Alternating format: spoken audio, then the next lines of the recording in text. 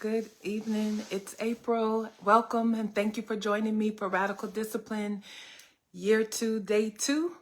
I'm so excited that you're here, and if you're watching on the replay, welcome as well. Don't forget to go back and maybe watch Day 1, maybe not.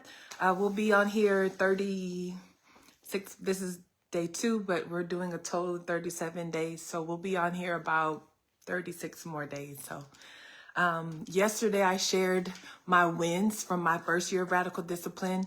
Some of you have been on that journey, or you were on it for the first couple of months of last year, and you came to the conference and we had a great time together.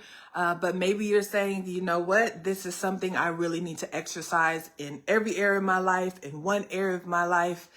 Let me hear more. So I'm just sharing with you these next couple of weeks what I have been doing last year, what I'm doing this year, how radical discipline plays a role in my life. And tonight I want to talk about my word for 2025. Of course, radical discipline is an overarching theme of my life and something that I'm cultivating in every area.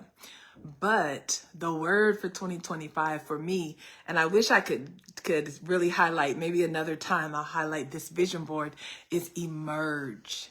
So do you have a word for 2025?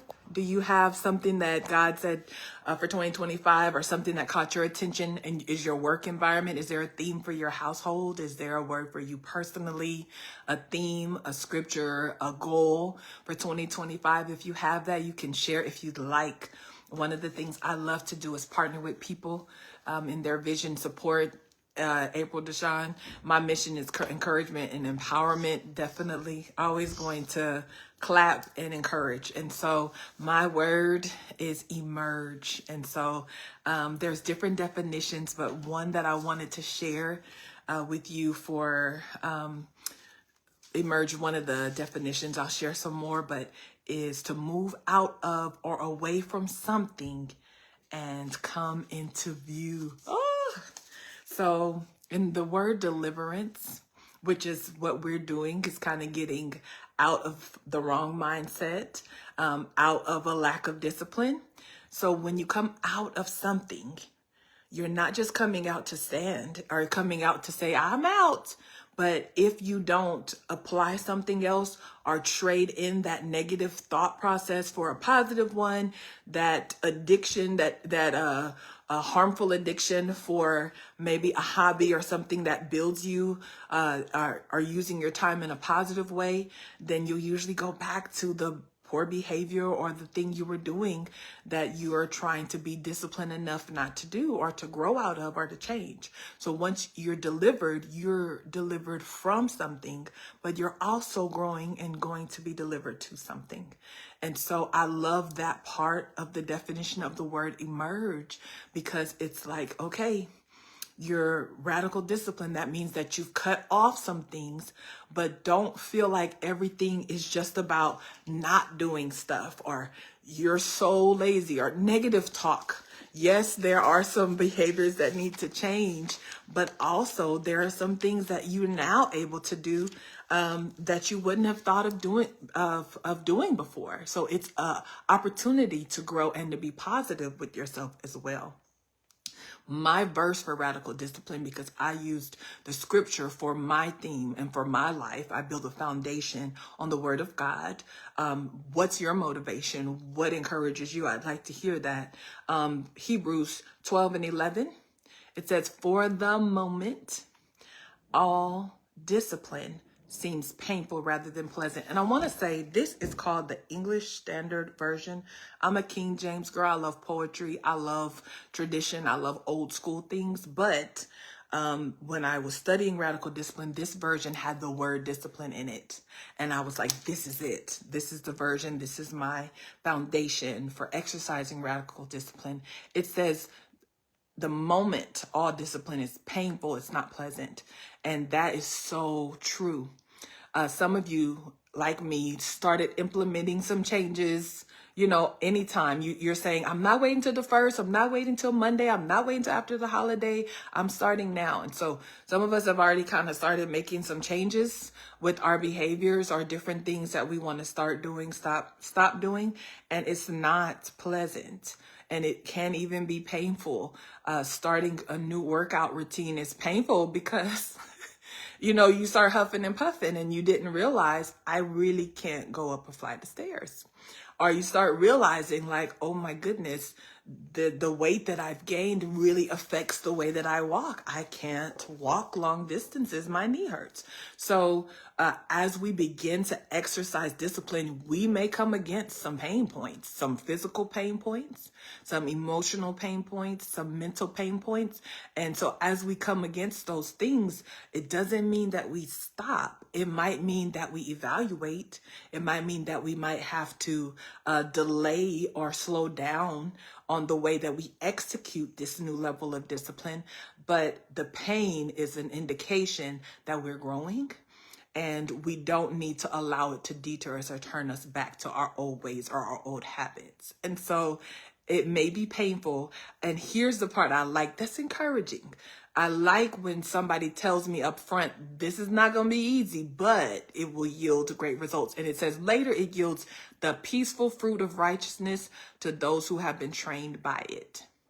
So basically, our actions, our radical discipline, or our lack of discipline is going to yield a fruit, right? There is a consequence to every action, okay? So it's going to yield the fruit. And the question is, will the fruit that you eat be bitter or sweet? That's a rhyme. Oh, go April. Y'all, will the fruit, that's good, that we eat from our lack of discipline or from our radical discipline, will it be bitter or will it be sweet? Okay, I'm going to go back and watch it. Okay, if we, our lack of discipline, exercising a lack of discipline equals bitter fruit, or fruit that tastes bitter.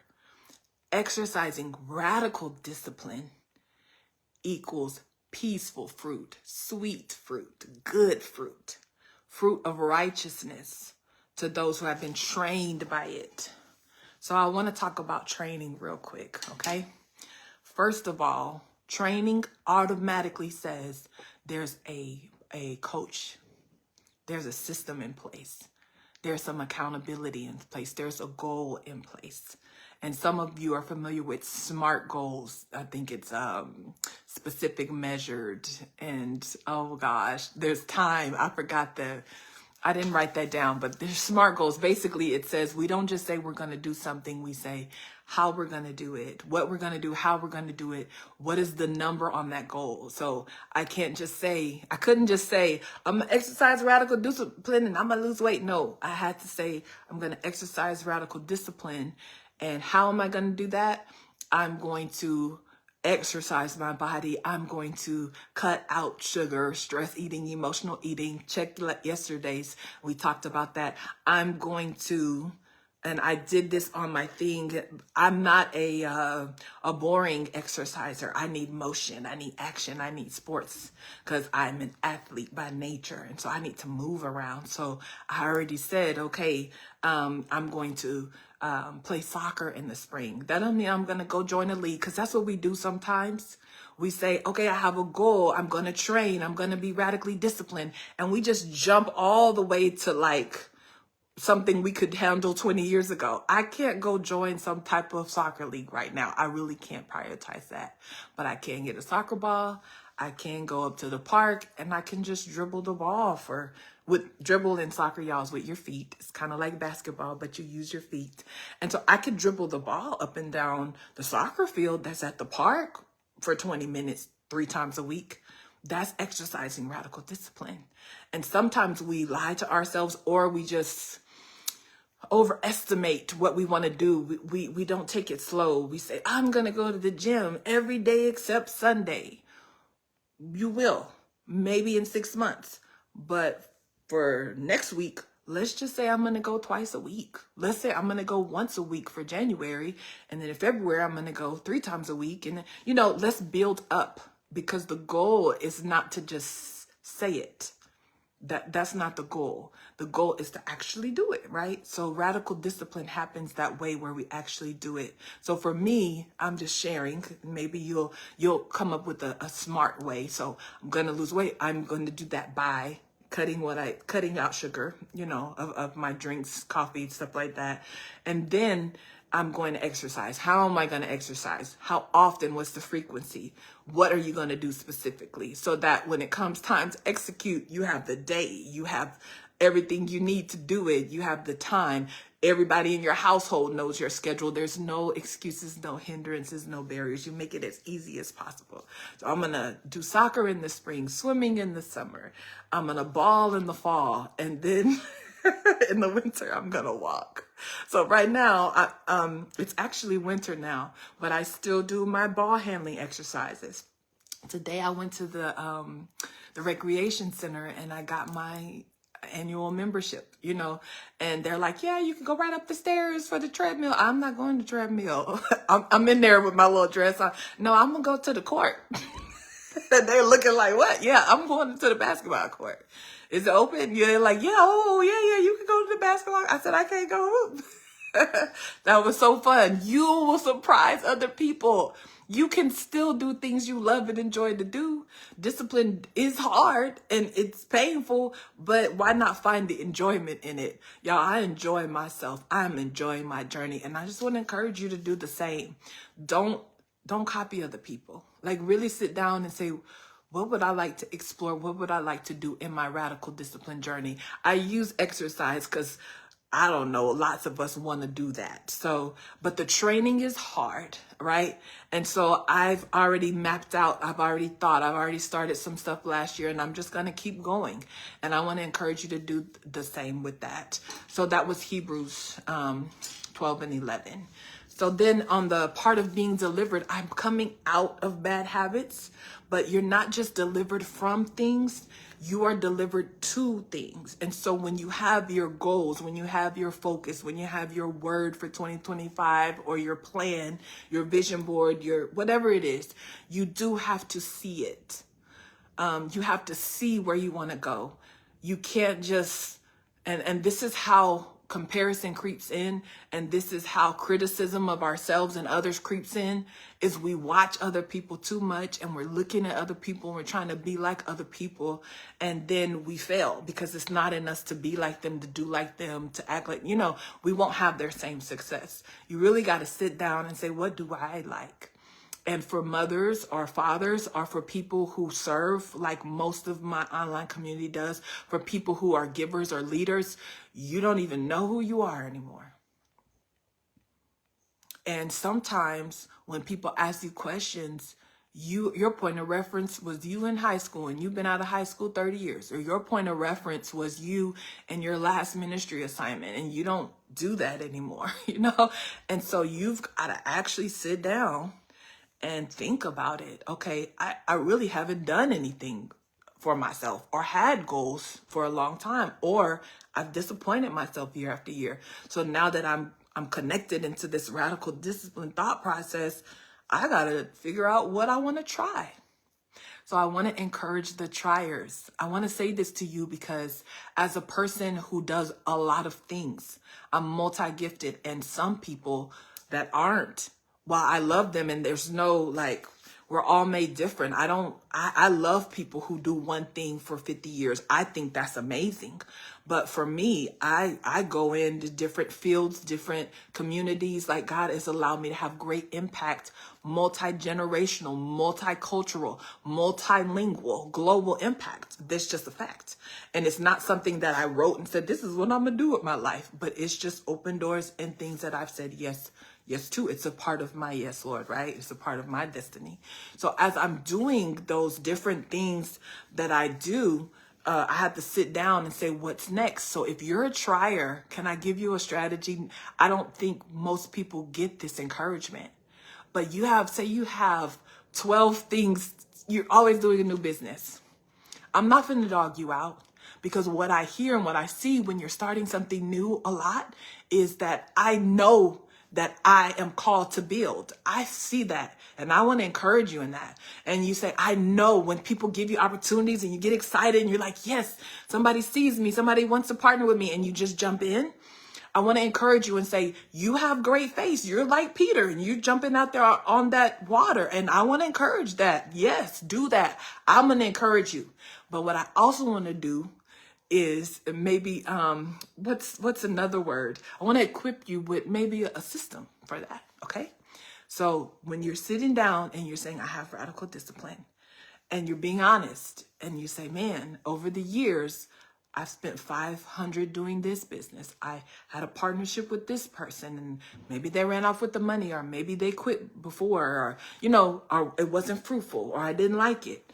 I want you to know that every successful person, if you would read their autobiographies, plug for autobiographies, read autobiographies, every successful person has so many failures.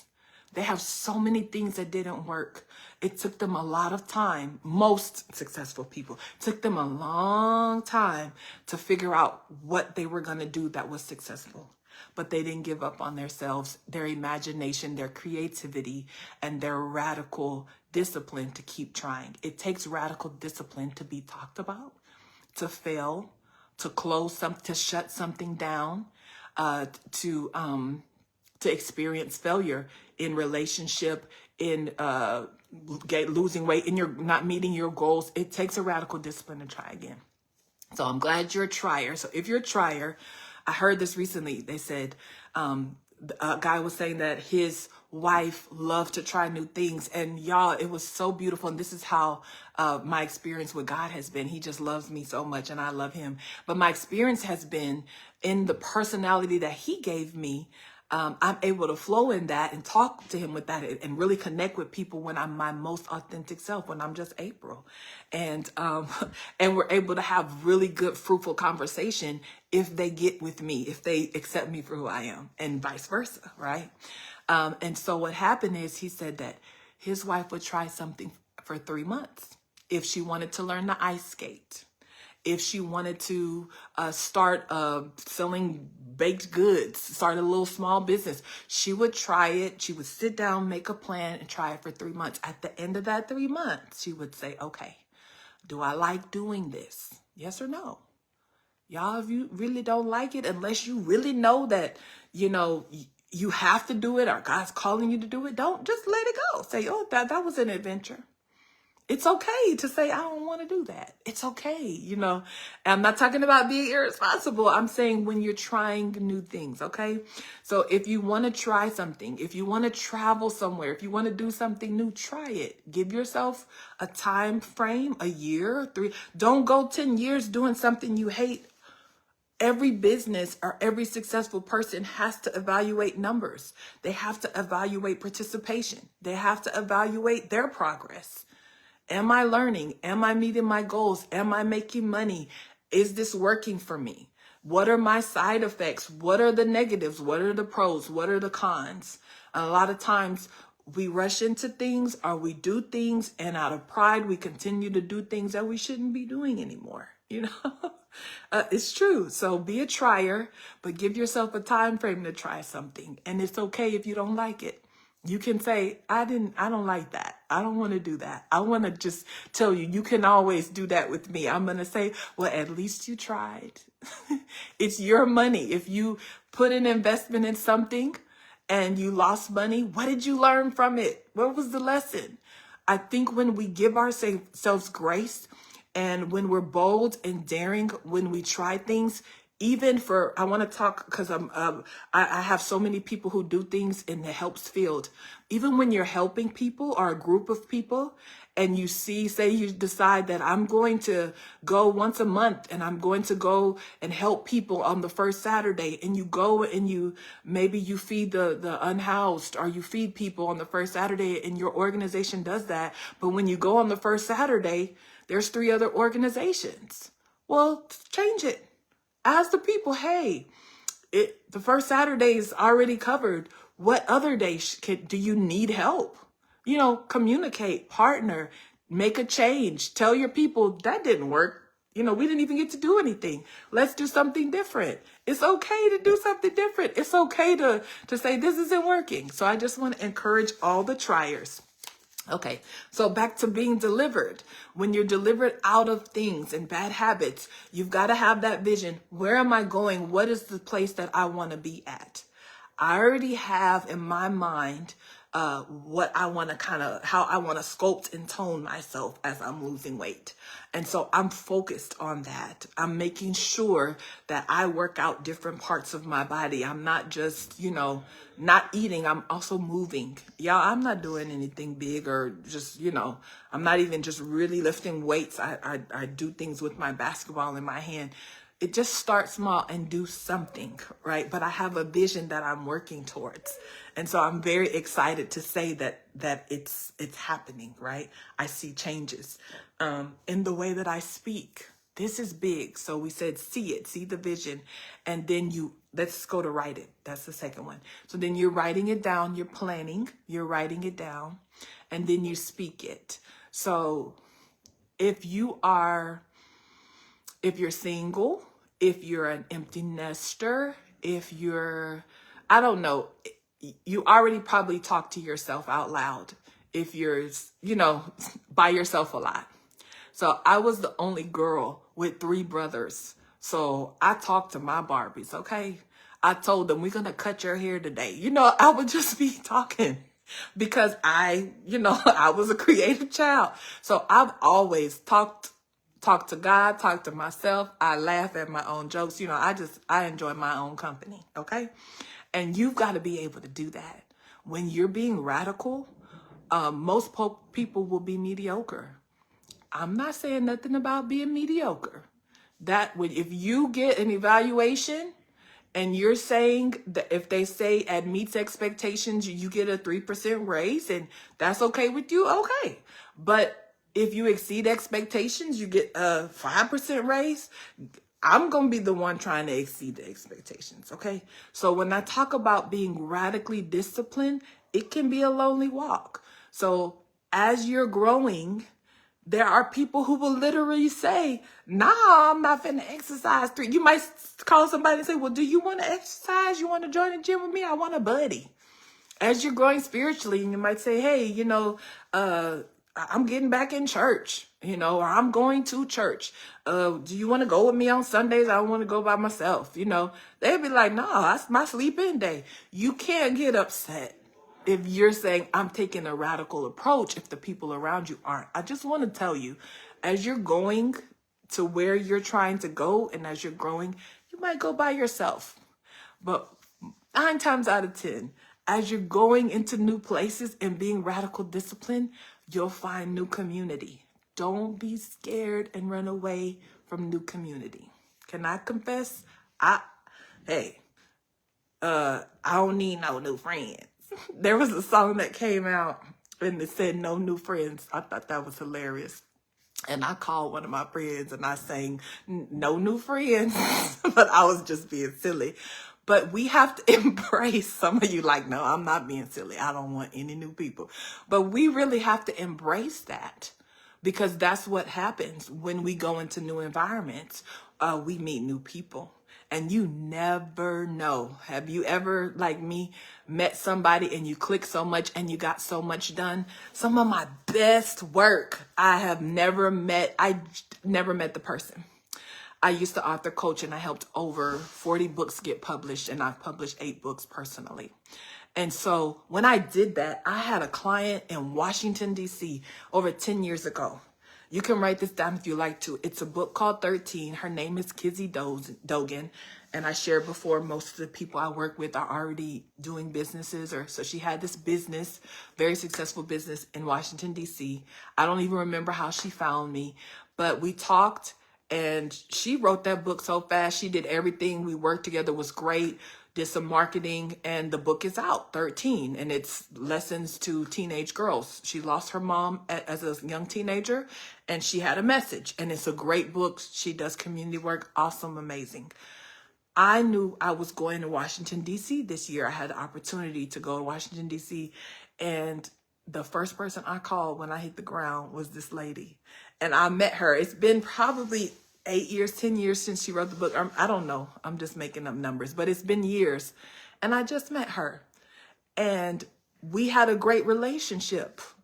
I met her online. I didn't know her. We did business together. She paid me money. We worked together online.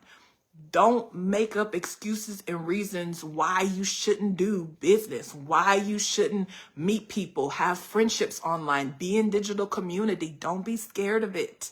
This is the world that we're living in. You have boldness, you have intuition, you have discernment, you have, you're wise, you're smart, believe in yourself, and go ahead and embrace the new communities that you'll be experiencing as you practice radical discipline.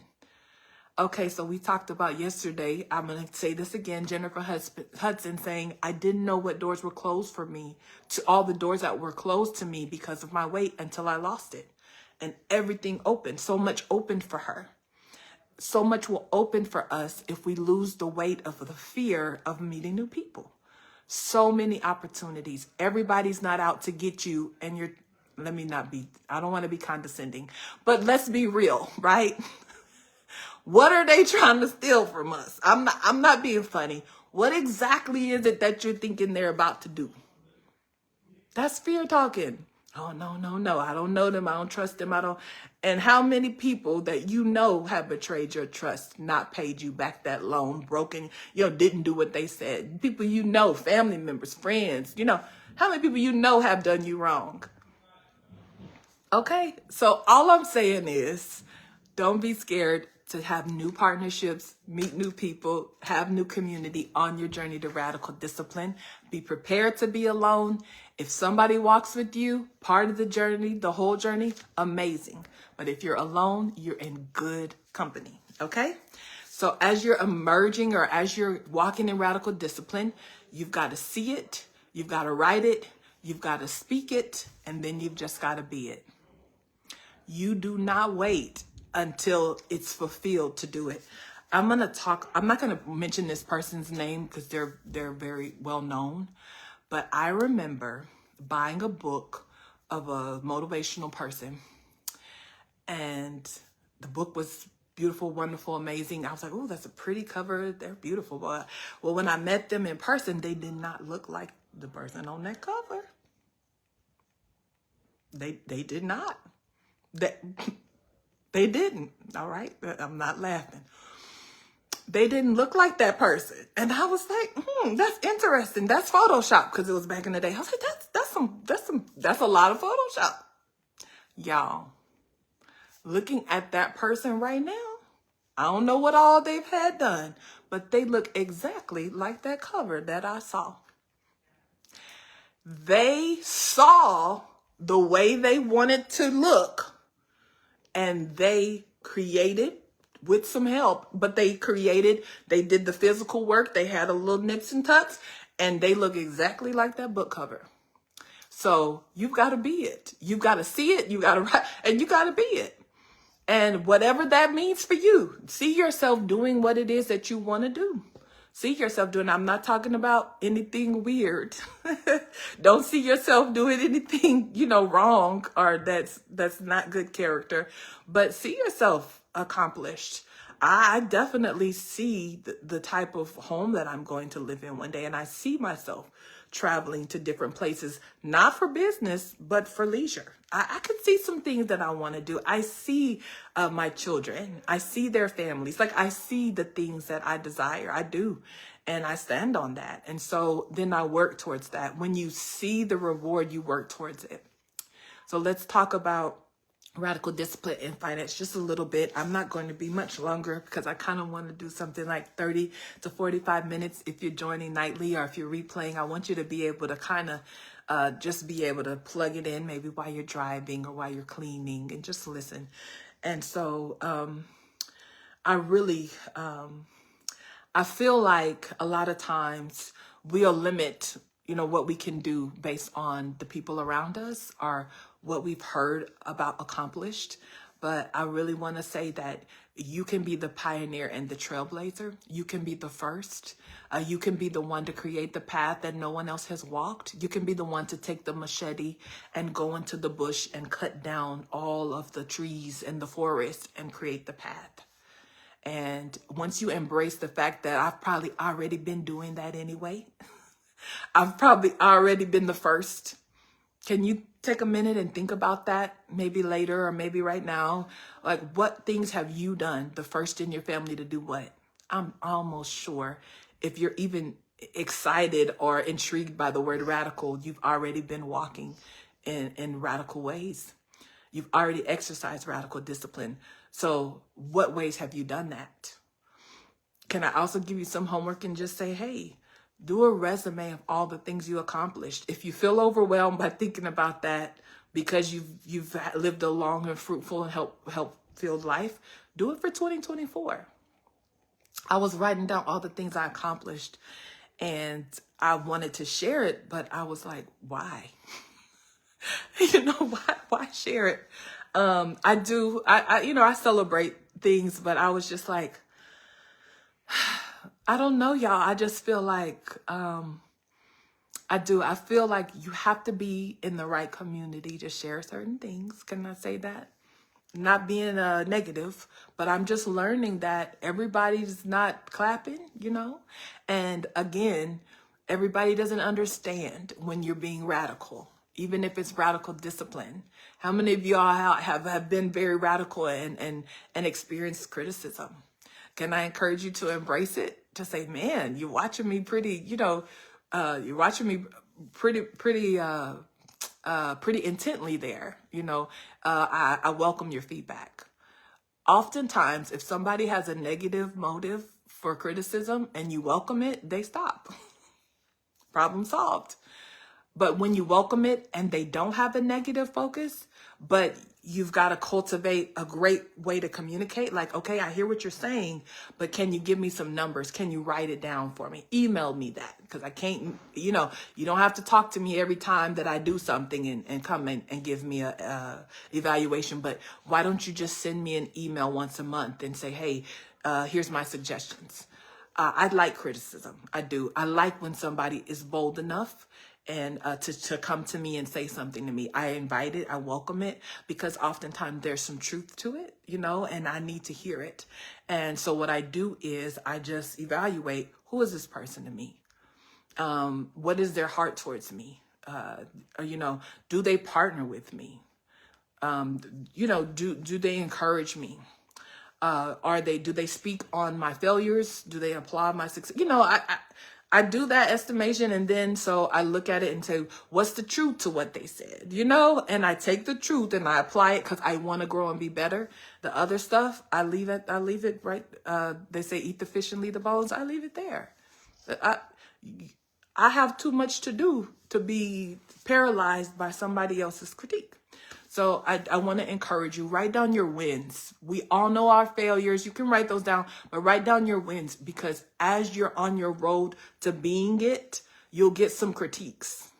People will say you've changed. Yep, that's what happens. We all age. We all are aging physically and growing and maturing physically. That's what these silver hairs are showing. So would I not mature mentally? Would I not mature financially? Like, we should be changing. We are changing. But a lot of times we don't embrace it. So you're embracing your change as you're being radically disciplined, and it's amazing. And so write down those successes that you have and don't get stuck in the failures or the setbacks. So once you start being it, you're going to open the door to criticism. You're going to open the door to failure, or you're going to open the door to mistakes. Why? Because you are not perfect, and that's okay. Keep going. Those of us who are on the radical discipline journey are going to encourage you. Get yourself a community of people who encourage you, of people who say, yeah, you did have that setback, but here, get back on track. Does your setback have to be a sit down? Usually not if you address it and you autocorrect. If this little phone can autocorrect, we can get programmed to autocorrect quickly as well. So let's autocorrect on our journey of radical discipline and let's be it. And before you know it, you'll be like that lady that had that picture on the cover. What you're seeing will actually be your reality. And what I've heard people say, I don't know if it's true. I think I might have experienced it if I really sit and think. I've heard people say that when they really do focus, that a lot of times they meet their goals before the time frame that they set. Wouldn't that be an awesome recap to say, yeah, I said I was going to do this by the end of 2025, and I had that done by June. I was going to pay this off in 2 years, and I had it paid off in 10 months. So if you're operating on the level, tomorrow we'll do a definition of being radical. You're doing things faster. You're doing things more consistently. You're doing things with a greater passion and commitment. And it's very difficult to sustain your commitment and and to meet your goals if you're negative and if you're distracted. So I want to encourage you why focus is important. What happens when we don't focus? We end up not finishing. And that's why we are so excited when we start things like, what do they call it? Resolutions, because it sounds great. So I want you to see it, write it, speak it to yourself. You might share it. I don't mind. You can share it with me. You can share things. See it, write it, speak it, but then be it. Already see it, already act towards it. There's some words you need to cut from your vocabulary, cut them. There's some words you want to add to your vocabulary, add them. I hope that you identify me by the positive changes that you see. And one thing about so-and-so, because we do that. One thing about so-and-so, they're going to have blah, blah, blah. One thing about so-and-so, she going to be late. Nope. One thing about April, she going to be 15 minutes early. That's good. One thing about April, she going to be on time. Yep. I see it. That's not the case, y'all. But I see it. Okay. Be real about it. Be real about what you want to see. That's good. Okay, let me write that down. This is what happens sometimes. Something come up that you need to do. Y'all are gonna say about me, she is early, on time. All right. Okay, so my word is emerge. And not only are we walking away from something, but we're coming into view. This is a hard ask, but I'm asking that you stop hiding. It's very easy for us introverts to chill, to sit in the back, to sit in the dark, to turn out the lights. Stop hiding, okay? So you're going to get up every day. And something that we don't address enough is the functional depression, right? So functional depression is when you're defeated, when you're discouraged, when you're down about something. And instead of processing that emotion and then saying, okay, get up and go. Like, it was hard to lose that game. It was hard to lose that sale, whatever it was. It was hard to let go of this, but you move on because life goes on. And you sit in it and then you're depressed, but nobody knows because you're functioning, right? We don't want to be functionally depressed. We don't want to be depressed and we don't want to just function. To be radical discipline, you got to deal with depression. You've got to deal with defeat. You've got to deal with discouragement. And one of the ways that you do that is you acknowledge what you're feeling. You acknowledge the barrier that keeps you from executing and seeing the view of positivity, the view of you accomplishing the things that you have as a goal. Some of us, and I acknowledge this, I won't say the person's name. I'm not going to do that. But I have an elder relative. Let me just say that, right? Because I have a lot of elder relatives. But there was a person in my life that every time I left their presence or a conversation, I was sad because of their tone, because of what they would say, how they would frame things. I just felt really low, really down, really bad, and because of my love for people in general, and because of my desire to have a positive connection with people, when there's people that are you just not going to change how they behave and how they just set in their ways. It's discouraging, period, because you don't like people like that, but it's especially discouraging if you love them and, your engagements with them are special to you. So I noticed that I was in a funk after whether it was a phone call, my mood changed, my personality changed, my functionality changed, my thoughts changed, and it was negative. And once I identified that, guess what I had to do? Limit the interaction. I had to pray. I had to pray, God help me. And y'all, now I have very limited interaction, and I'm okay with that, because I realized the reason why that person was behaving that way is because they didn't like interacting. And so that was one of the ways that they could, to keep people away, is I really don't want to talk to people. That's why I'm behaving this way. In other words, leave me alone. Anybody know somebody like that?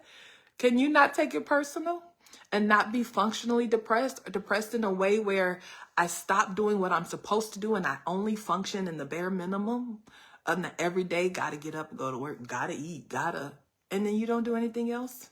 I want to encourage you to be radically disciplined to address your functional depression. I also want to encourage you. There are times in our lives where, again, we're alone and we need assistance and we don't have help. I want to encourage you to write down the people that you know who you love and who are your friends, family, and write down how they've offered to be a help to you. This is really good. A lot of times, if we need help with something, we want everybody in our life that we're close to help us in the way we want help. And I think that's good. So I have 4 children, okay? When they were little, guess what I didn't have a lot of? Babysitting options. I never was mad about that because, number one, everybody can't watch my children, right? We know we're in that day and age. But also, I was like, it's 4, April. It's not like you dropping off one. They have to come over here, So I had a cousin, I had a very short list of people who could watch my babies. And so I knew that. But there was one person in particular that I felt entitled that they should watch these children at least on special, I'd be able to blah, blah, blah. You know what I'm saying? Call this person. And y'all, they did not have the capacity to watch 4 small children. They just didn't have it. And they were honest about that. But I spent years with a resentfulness or feeling rejected because that person wasn't helping me rear or watch them, right? And what I had to learn from that, and I want to help you with, is in your radical discipline era, there will be some people that leave your life, but there's some people that if you just really identify who they are and what they are to you, you can maintain that relationship and you can get some encouragement and support. So write down those people and how are they helps to you? They might not be able to invest in your business venture, but they may be able to connect you with a bank.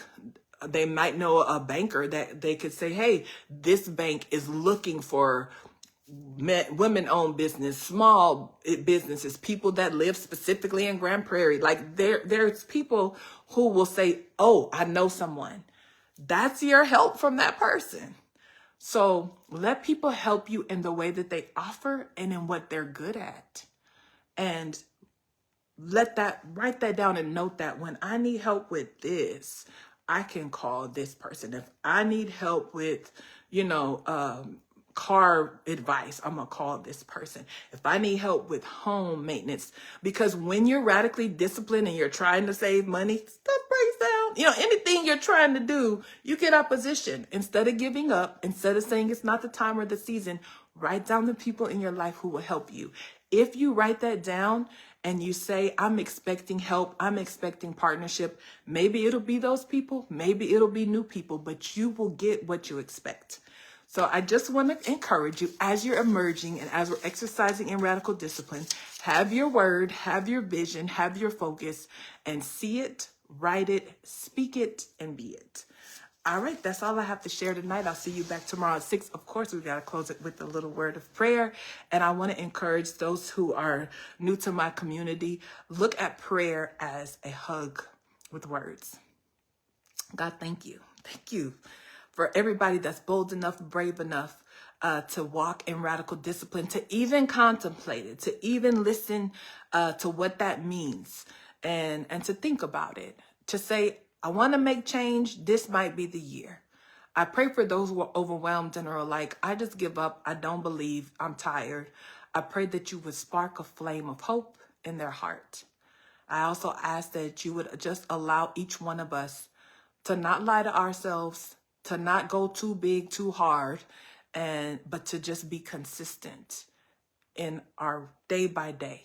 Whether that consistency is coming on every day at 6 to get a little bit of encouragement, whether that consistency is spending time in a Bible reading, going to the gym, or working out for 30 minutes 3 times a week, whatever it is, I pray for the strength, Lord, and the fortitude to exercise radical discipline in meeting their goals. I thank you, Lord, that this time is different.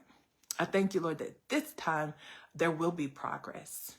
This time, Lord, as we're delivered out and emerging out of situations, out of wrong ways of thinking, out of spiritual complacency, Lord, out of self-sabotage, whatever we're coming out of, that we see where we're going.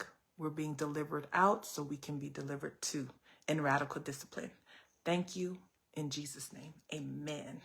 Thank you so much for joining me. I'll see you back here tomorrow at 6. God bless you. Bye-bye.